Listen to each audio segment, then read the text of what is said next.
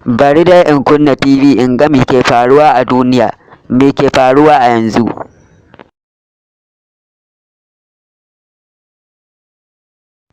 Breaking news yanzu.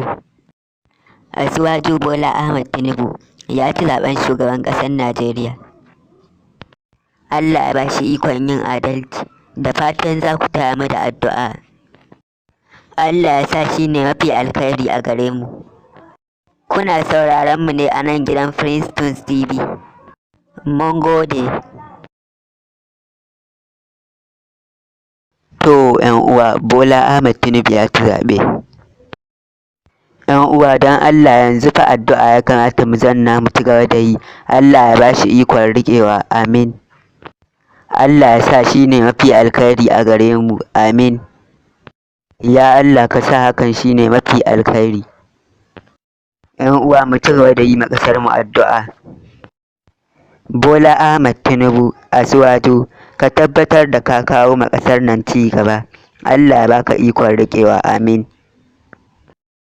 Ku faɗa mana ra'ayinku ta comment. Wato ainihin ku sabar da mana subscribe, sannan ku danna wannan wato ainihin ƙararrawa ta yadda za ku samu sanarwa ta musamman a duk lokacin da muka wato ainihin dole sabuwar ɗauka.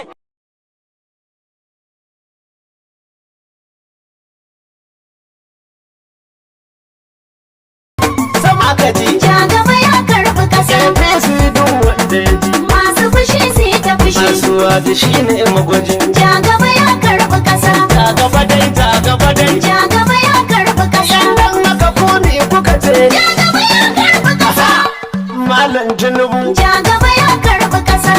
Firandan Tinubu. Masu fushi su yi ta fushi. Bola Tinubu. Ja gaba ya karɓi ƙasa. Na kashin Tinubu. Ja gaba ya karɓi ƙasa. Asiwaju Ahmad.